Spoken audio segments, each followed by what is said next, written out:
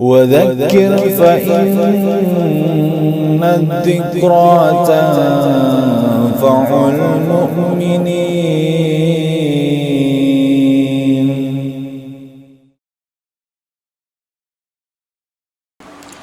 Bismillahirrahmanirrahim. Innal hamdalillah nahmaduhu wa nasta'inuhu wa nastaghfiruh wa na'udzu billahi min shururi anfusina wa min sayyiati a'malina may yahdihillahu fala mudhillalah wa may yudlil fala hadiyalah. Asyhadu an la ilaha illallah wahdahu la syarikalah wa asyhadu anna Muhammadan abduhu wa rasuluh. Allahumma salli ala Muhammadin wa ala ali Muhammad kama sallaita ala Ibrahim wa ala ali Ibrahim innaka Hamidum Majid. Allahumma barik ala Muhammadin wa ala ali Muhammad kama barakta ala Ibrahim wa ala ali Ibrahim innaka Hamidum Majid. Amma ba'd. Fa inna asdaqal hadis kitabullah wa khairal hadi hadi Muhammadin sallallahu alaihi wasallam wa syarrul umuri muhdatsatuha fa inna kulla muhdatsatin bid'ah wa kulla bid'atin dhalalah wa kulla dhalalatin finnar. Alhamdulillah, dalam kesempatan yang baik ini mari kita lanjutkan pembahasan atau kajian tentang kitab Al-Jannah wan Nar yang disusun oleh Syekh Dr. Umar Sulaiman Al-Ashqar rahimahullah. Mudah-mudahan apa yang telah dijelaskan, apa yang pernah sama-sama kita baca dan pelajari dapat memberikan faidah kepada kita ya dalam kehidupan dunia dan kelak di hari kiamat. Jadi kita sudah bahas tentang dosa-dosa atau amalan-amalan yang menjadi penyebab ya dimasukkannya orang yang melakukannya itu ke dalam neraka. Namun ya karena orang yang melakukan kemaksiatan itu masih memiliki keimanan atau memiliki akidah tauhid yang sahih dan tidak melakukan amalan-amalan yang menggugurkan atau merusak keislamannya seperti kemusyrikan dan yang lain-lain, maka dia tidak kekal di dalam neraka. Nah, sekarang kita lanjutkan di antara amalan yang dapat menyebabkan pelakunya dimasukkan ke dalam neraka. Alhamdulillah, mudah-mudahan Allah jaga, Allah pelihara dan lindungi kita dari amalan-amalan yang dapat menjerumuskan kita ke dalam neraka.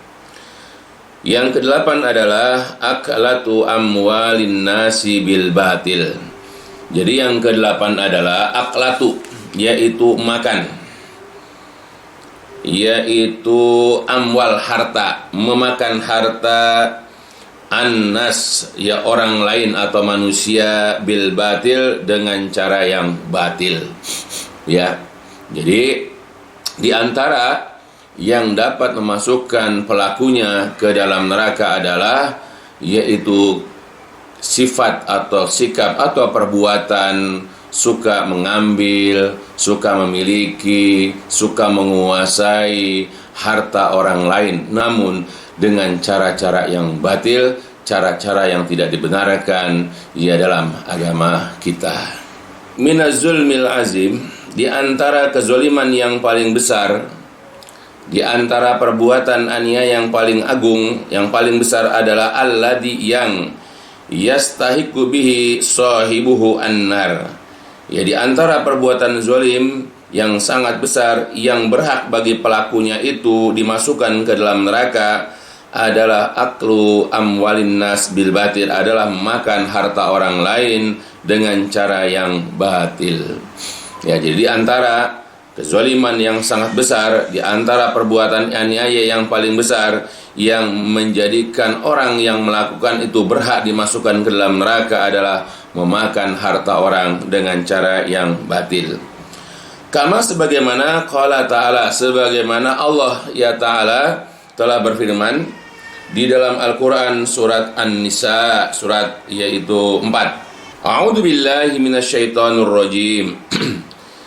Ya ayyuhalladzina amanu la ta'kulu amwalakum bainakum bil batil illa an takuna tijaratan antaradi minkum wala taqtulu anfusakum innallaha kana bikum rahima wa may yaf'al dzalika udwana wa zulma fasawfa nuslihi nara wa kana dzalika 'alallahi yasira. Artinya, ya ayuha, wahai orang-orang yang amanu, beriman, janganlah takulu kalian memakan amwala harta-hartakum kalian bainakum di antara kalian, janganlah kalian memakan harta di antara kalian bil batil dengan cara-cara yang batil, illa antakuna, kecuali antakuna dengan cara tijarah, dengan cara berjual beli, jangan cara berniaga,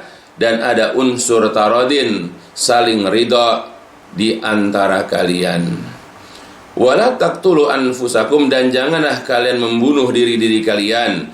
Innallaha kana bikum rahima, sesungguhnya Allah itu Maha Pengasih kepada kalian. Wa may yaf'al dzalika, dan barang siapa ada yang berbuat seperti itu, ya, yang makan harta manusia, ya, makan harta di antara kalian dengan cara yang batil itu, udwanan, dengan melanggar hak, dengan berbuat aniaya, dan zulman, dalam rangka berbuat zolim, maka saufa, maka kelak, nuslihi, kami akan masukkan dia naron, ke dalam neraka. Jadi siapapun orang yang memakan harta di antara mereka dengan cara yang batil, dengan perbuatan melanggar yaitu batas, dengan melanggar hak, dengan melanggar aturan, dan dalam rangka berbuat aniaya kepada orang lain, maka kata Allah, kami akan masukkan dia nanti ke dalam neraka, aliyadzubillah. Dan yang demikian itu bagi Allah adalah mudah.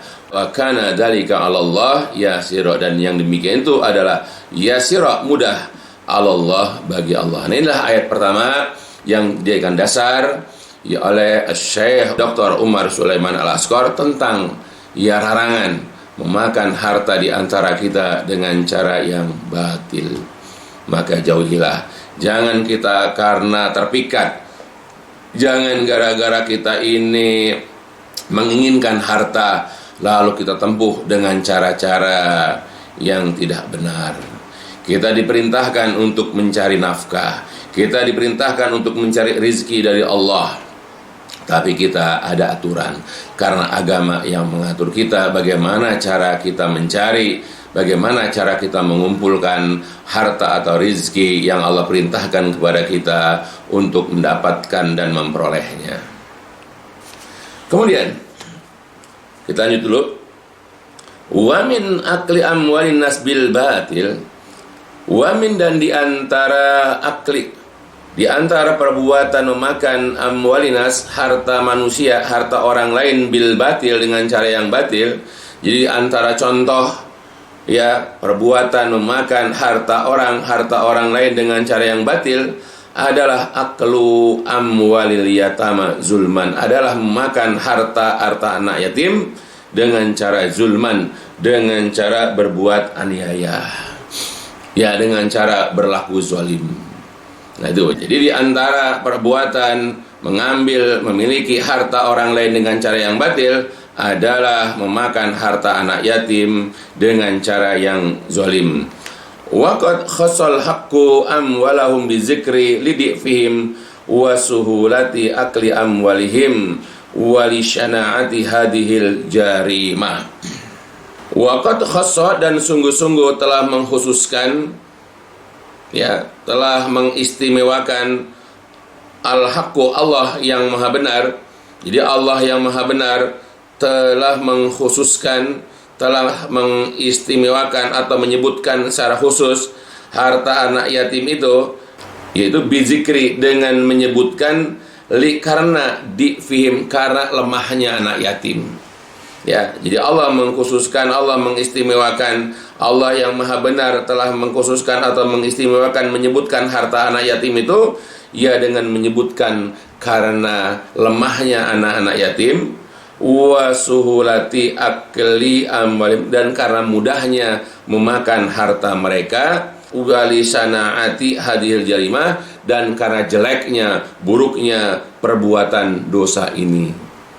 Ya, jadi dari sekian banyak ya perbuatan memakan harta orang dengan cara yang batil, Allah mengkhususkan tersendiri berkenaan dengan memakan harta yang dengan cara yang batil di antara orang itu adalah memakan harta anak yatim. Kenapa? Karena anak yatim itu adalah orang yang lemah, gampang diambil hartanya, gampang dikelecehin, gampang dibohongin. Ya, begitu juga gampang sekali memakan harta mereka. Dan juga ingat, karena sebetulnya memakan harta yang anak yatim itu adalah merupakan kejelekan, keburukan yang paling jelek, yang paling buruk. Ya. Nah, sebagaimana dikatakan dalam ayat Al-Qur'an, ya Allah juga mengatakan di dalam surat An-Nisa, ya, A'udzu billahi minasyaitonir rajim. Innal ladzina ya'kuluna amwalal yatama zulman innama ya'kuluna fi butunihim nara wa sayaslawna sa'ira. Allah mengingatkan kepada kita berhati-hati dari memakan harta anak yatim. Sesungguhnya orang-orang yang memakan harta-harta anak yatim dalam keadaan berbuat aniaya atau zalim, jadi mereka itu hanyalah memakan ke dalam perut-perut mereka adalah api neraka, dan kelak mereka akan masuk ke dalam neraka yang menyala-nyala.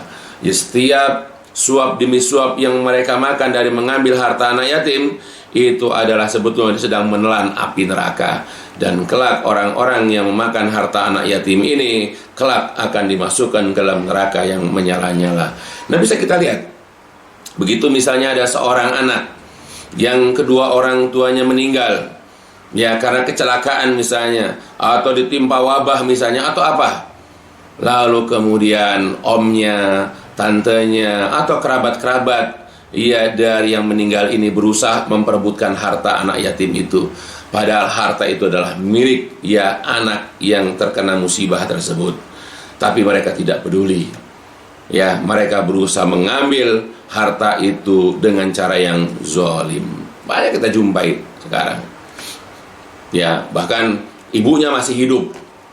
Ya, kemudian keluarga dari lelaki atau suami yang meninggal itu berusaha mengambil harta daripada orang yang meninggal dengan alasan bahwa dulu orang ini sukses karena saya yang menyekolahkan, sekarang saya ambil kembali harta yang dimilikinya gitu. Dan banyak itu. Mereka berusaha mengambil harta orang yang meninggal, padahal di situ ada haknya anak yatim.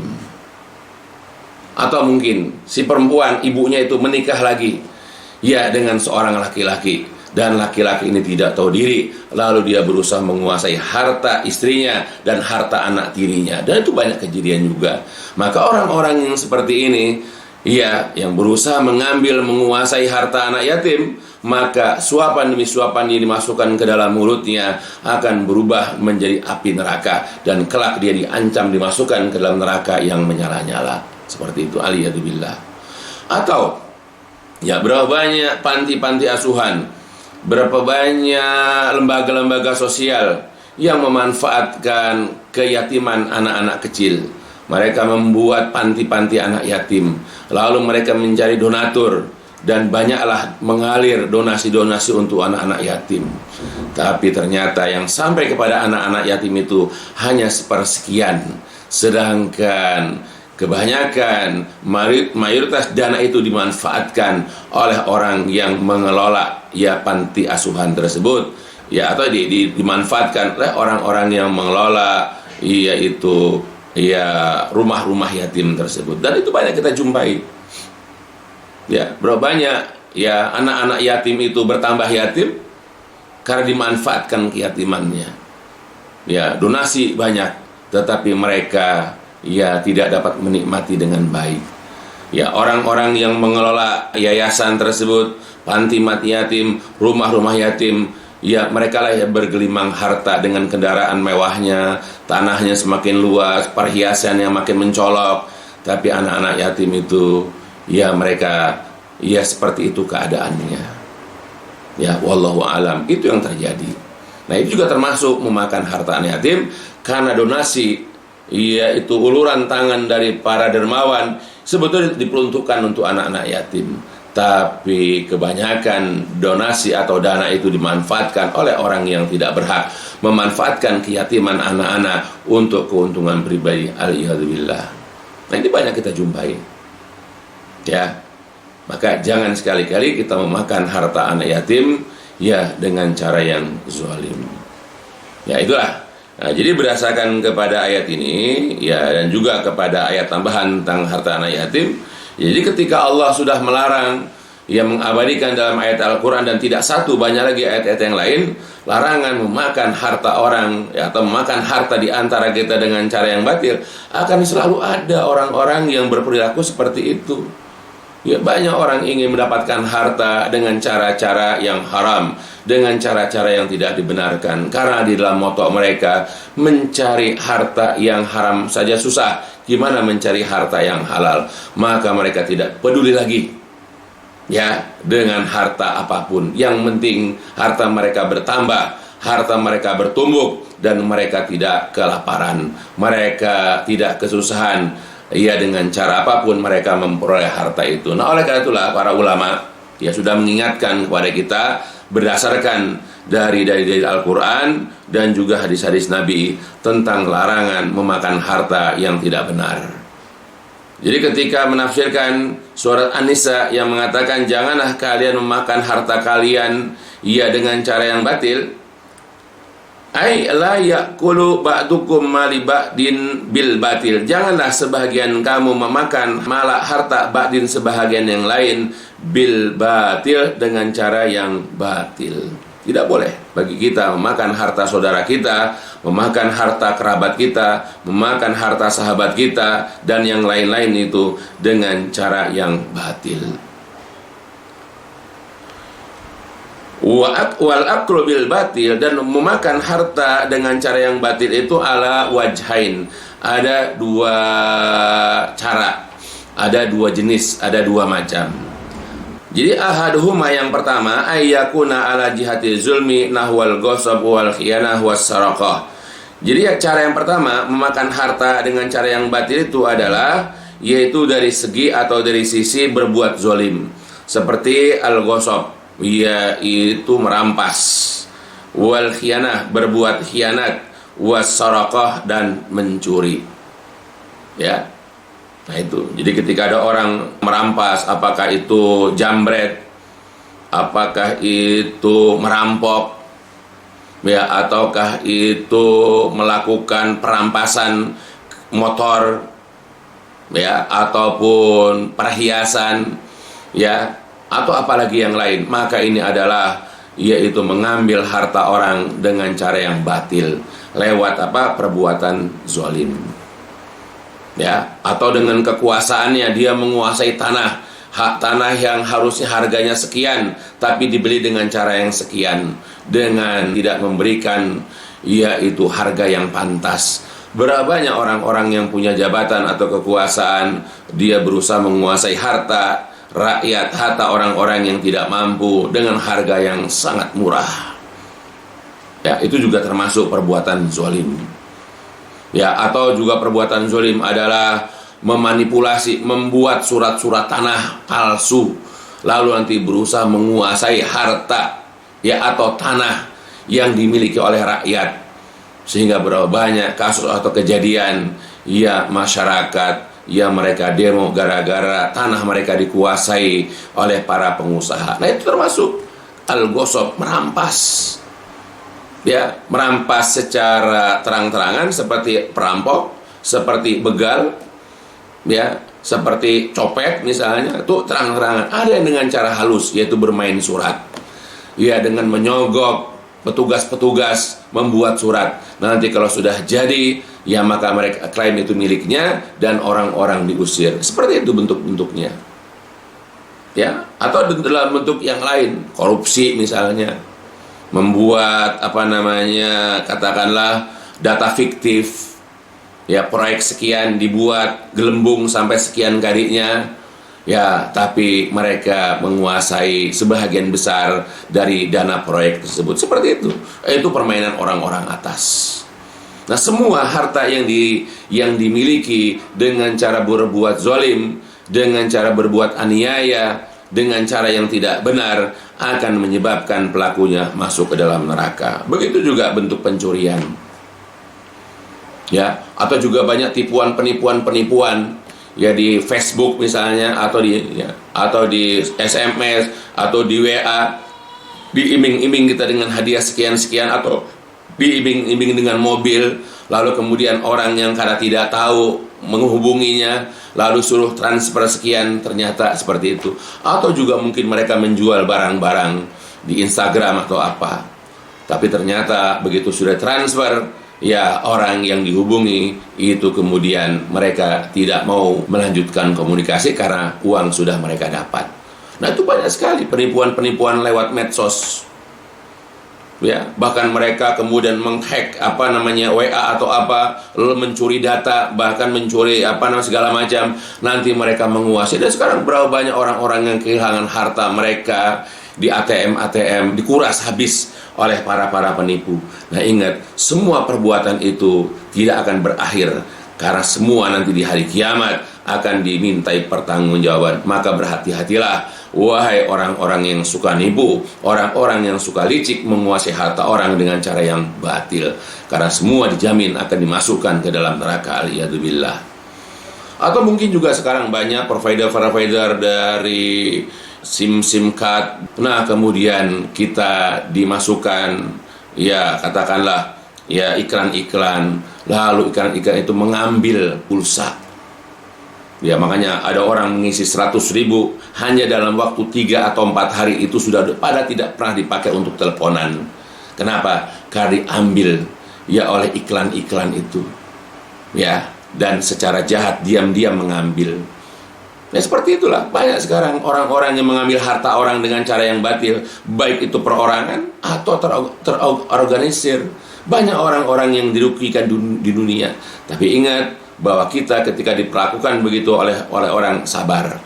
Karena setiap orang yang berusaha mengambil hak kita yang kita miliki dengan cara yang batil, maka mereka kelak akan menimbulkan atau mendapatkan kerugian. Nah, itulah cara yang pertama, ya ketika orang mengambil harta di antara manusia dengan cara yang batil adalah dengan cara berbuat zalim, yaitu dengan cara perampasan, pengkhianatan, mencuri, dan yang berbagai macam jenis. Sekarang marak betul penipuan, marak betul usaha untuk mengambil harta dengan cara-cara yang batil, apalagi teknologi makin canggih. Ya, maka itulah yang terjadi di dalam kehidupan kita. Nah, sekarang wasani yang kedua, yaitu cara mengambil harta orang dengan cara yang batil. Yang kedua adalah ala jihatil hazal wal la'ib, yaitu dengan cara permainan. Nah, yang kedua ini adalah yaitu dengan cara berjudi atau tempat-tempat hiburan. Ya kita lihat bagaimana orang bermain kartu.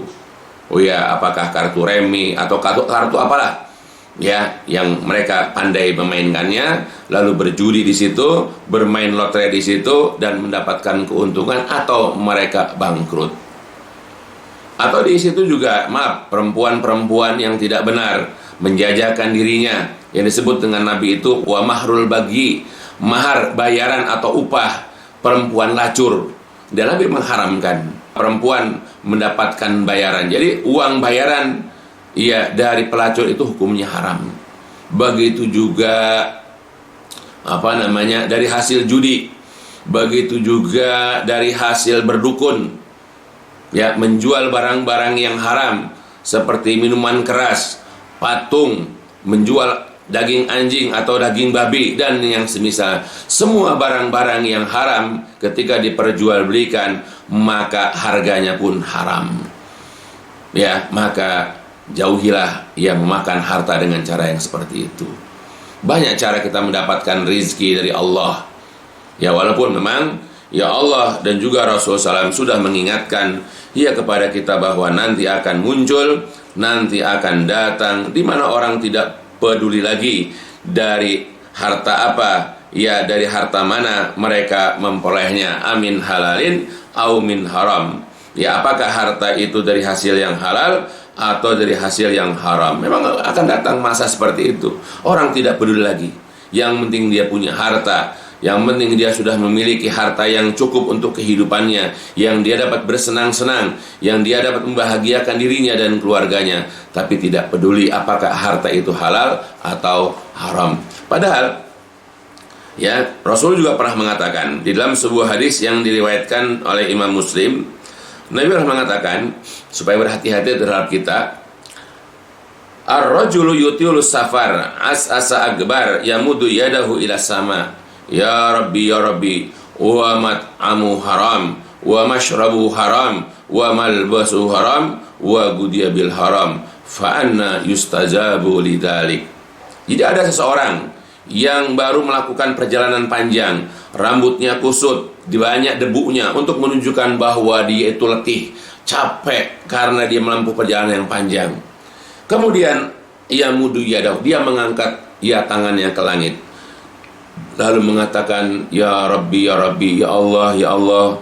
Sedangkan makanannya itu dari yang haram, minumannya dari yang haram, pakaiannya juga dari yang haram, dan dia ditumbuhkan dari barang-barang yang haram. Fa anna yustajabulah, maka bagaimana mungkin doanya itu dikabulkan? Jadi hati-hati.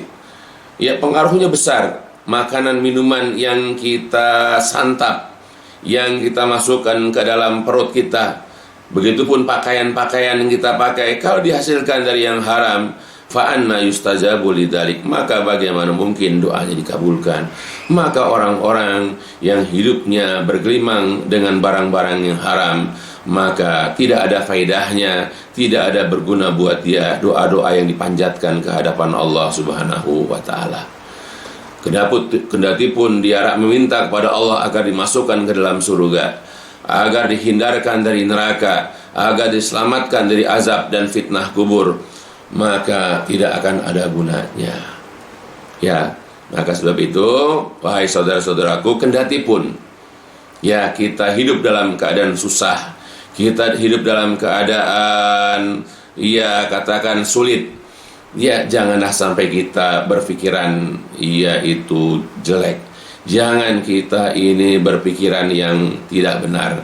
Tetaplah berpikiran jernih, berusaha untuk mencari harta yang halal, ya, untuk mencari harta yang dibenarkan, yang sesuai dengan syariat. Jangan kita gelap mata lalu kita memakan harta orang dengan cara yang batil, apakah dengan penipuan, apakah dengan perampasan, atau apakah dengan pembegalan, atau melakukan sesuatu amalan-amalan ia dengan perbuatan maksiat, kendati pun kita akan mendapatkan bayaran, atau kita menjual barang-barang yang sudah diharamkan oleh Allah hanya untuk mendapatkan harta yang selama ini kita inginkan. Berhati-hatilah, karena ini semua ia akan menjadi penyebab dimasukkannya kita ke dalam neraka. Ya, kendati pun barangkali ketika kita masih memiliki keimanan, kita masih memiliki akidah tauhid yang sahih, yang benar, kita tidak akan kekal di dalam neraka. Tapi ingat, azab neraka itu sangat keras, azab neraka itu sangat pedih, azab neraka itu ya sangat ya menakutkan. Ya, jauhilah ya barang-barang yang haram, jauhilah pekerjaan-pekerjaan yang haram, jauhilah harta-harta yang didapat dengan cara-cara yang haram. Carilah, raihlah harta itu dengan cara-cara yang halal, karena ini lebih tenang dan menyelamatkan. Ya, mudah-mudahan apa yang dijelaskan di sini, ya walaupun barangkali ya tidak dijelaskan secara panjang lebar, ya mungkin nanti suatu saat dalam bab tersendiri kita akan lebih jelaskan lagi, karena banyak dalil-dalil sebetulnya yang ya menjelaskan tentang larangan memakan harta manusia dengan cara yang batil. Banyak sekali dalil-dalilnya, tapi untuk sementara karena ini kita hanya membahas masalah ya penyebab masuk dalam neraka, ya namun tidak kekal di dalam neraka karena masih ada keimanan dan tauhid. Maka ini yang kita baca untuk sementara, dan insyaallah ya dalam sesi selanjutnya, dalam pelajaran selanjutnya kita akan lanjut dalam penjelasan-penjelasan yang lain, dan ditutup di akhir dengan walhamdulillahalamin. Subhanakallahumma wa bihamdika asyhadu an la ilaha illa anta astaghfiruka wa atubu ilaik. الدين النصيحة قلنا لمن يا رسول الله قال لله ولكتابه ولرسوله ولأئمة المسلمين وعمتهم